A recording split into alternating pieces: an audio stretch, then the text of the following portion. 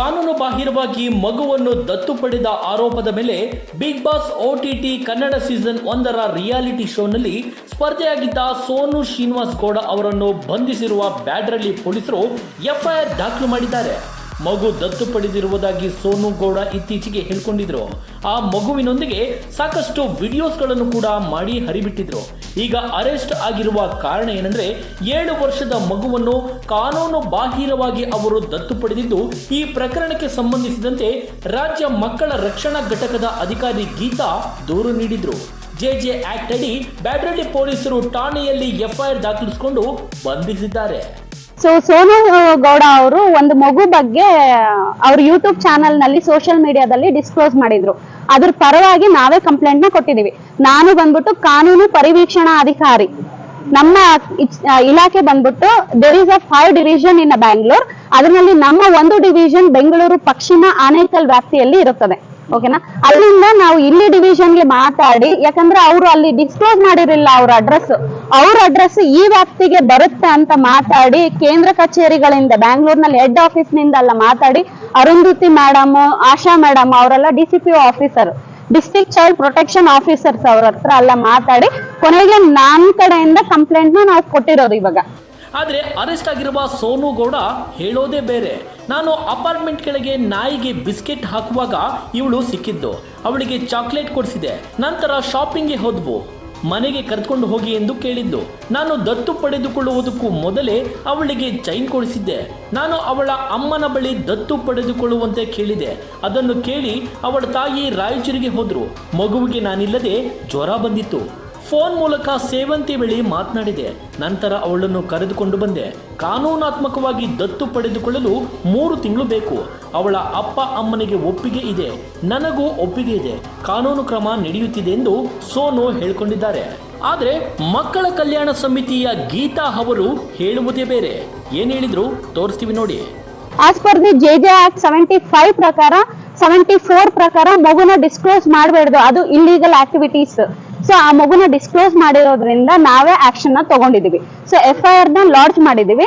So ಇನ್ನ ಇತರ ಯಾವತ್ತೇ ಆಗ್ಲಿ ಯಾರಾದ್ರೂ ಮಗುನ ದತ್ತಕ್ ತಗೊಂಡಿದ್ದೀರಾ ಅಂದ್ರೂ, ಇಲ್ಲ ಮಗುನ ಯಾವ ಕಡೆಯಿಂದ ಆದ್ರೂ ತಗೊಂಡಿದ್ದೀರಾ ಅಂತ ಇದ್ರೂನು, ಸೊ ನೇರವಾಗಿ ಪೇರೆಂಟ್ಸ್ ಕಡೆಯಿಂದ ನೀವು ತಗೊಳೋದಕ್ಕೆ ಬರೋದಿಲ್ಲ, ಈವನ್ ಪೇರೆಂಟ್ಸ್ ಕೊಡೋದಕ್ಕೆ ಬರೋದಿಲ್ಲ. ಅದು ಇಲ್ಲಿಗಲ್ ಆಗುತ್ತೆ. ನಿಮ್ಗೆ ಪೇರೆಂಟ್ಸ್ ಮಗುನ ಸಾಕೋದಕ್ಕೆ ಕೆಪಾಸಿಟಿ ಇಲ್ಲ ಅಂತ ಇದ್ರೆ ಮಕ್ಕಳ ಕಲ್ಯಾಣ ಸಮಿತಿ ಅಂತ ಇರುತ್ತೆ, ಅದಕ್ಕೆ ಬಂದು ಮಗುನ ಪ್ರೊಡ್ಯೂಸ್ ಮಾಡ್ಬೇಕು, ನಾವು ನೋಡ್ಕೊಂತೀವಿ ಗೌರ್ಮೆಂಟ್ ಕಡೆಯಿಂದ. ಸೋನು ಶ್ರೀನಿವಾಸ್ ಗೌಡ ಅವರ ವಿರುದ್ಧ ಮಕ್ಕಳ ಕಲ್ಯಾಣ ಸಮಿತಿಯ ಗೀತಾ ಬ್ಯಾಡ್ರಳ್ಳಿ ಪೊಲೀಸರಿಗೆ ದೂರು ನೀಡಿದ್ರು. ಈ ಪ್ರಕರಣದ ಬಗ್ಗೆ ಪ್ರತಿಕ್ರಿಯೆ ನೀಡಿರುವ ಗೀತಾ, ಸೋನು ಗೌಡ ಅವರು ಒಂದು ಮಗುವಿನ ಬಗ್ಗೆ ಅವರ ಸೋಷಿಯಲ್ ಮೀಡಿಯಾ ಯೂಟ್ಯೂಬ್ನಲ್ಲಿ ಹೇಳಿಕೊಂಡಿದ್ರು. ಈ ಬಗ್ಗೆ ನಮ್ಮ ಮೇಲಾಧಿಕಾರಿಗಳ ಜೊತೆಯೆಲ್ಲ ಮಾತನಾಡಿ ಈಗ ದೂರನ್ನು ನೀಡಲಾಗಿದೆ. ಕಾನೂನಾತ್ಮಕವಾಗಿ ಮಗುವನ್ನು ದತ್ತು ಪಡೆಯುವ ಪ್ರಕ್ರಿಯೆ ಬಗ್ಗೆ ಎಲ್ಲಿಯೂ ಮಾಹಿತಿ ನೀಡಿಲ್ಲ. ಇದು ಕಾನೂನು ಬಾಹಿರವಾಗಿದೆ. JJ 75 ಆಕ್ಟ್ ಪ್ರಕಾರ ದತ್ತು ಪಡೆದ ಮಗುವಿನ ಮಾಹಿತಿಯನ್ನು ಬಹಿರಂಗಪಡಿಸುವಂತಿಲ್ಲ, ಅದು ಕೂಡ ಕಾನೂನು ಬಾಹಿರ. ಇವರು ಮಗುವಿನ ಗುರುತನ್ನು ತಿಳಿಸಿರುವುದರಿಂದ ನಾವೇ ಆಕ್ಷನ್ ತೆಗೆದುಕೊಂಡಿದ್ದೇವೆ ಎಂದು ಹೇಳಿದ್ದಾರೆ. ಈ ಏಜ್ ನವರು 0 to 2 years ಇರೋ ಮಗುನ ಮಾತ್ರನೇ CWC ಇಂದ ತಗೊಳೋದಕ್ಕೆ ಬರುತ್ತೆ. ಅವರೇ ಡೈರೆಕ್ಟ್ ಆಗಿ ಹೋಗ್ಬಿಟ್ಟು ನಾವು ಮಗುನ ತಗೊಂತೀವಿ ಅಂತ ಹೇಳೋದಕ್ಕೆ ಬರೋದಿಲ್ಲ. ಓಕೆನಾ? ಸೊ ಅದಾದ್ಮೇಲೆ ಈ ಏಜ್ ಗ್ಯಾಪ್ ಅನ್ನೋದು 25 years ಇರ್ಬೇಕು. ಯಾರು ದತ್ತು ತಗೊಳೋರೋ ಮಗುಗೂ ಮತ್ತು ದತ್ತು ಪಡೆಯೋನ್ಗೂ 25 years ಗ್ಯಾಪ್ ಇರ್ಬೇಕು.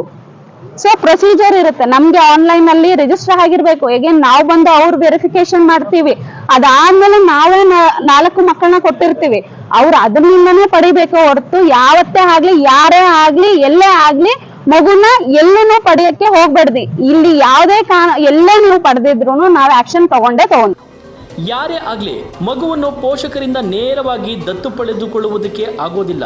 ಪೋಷಕರು ಕೂಡ ಆ ರೀತಿ ಯಾರಿಗೂ ಮಗುವನ್ನು ನೇರವಾಗಿ ದತ್ತು ಕೊಡುವಂತಿಲ್ಲ. ಇದು ಕಾನೂನು ಬಾಹಿರ.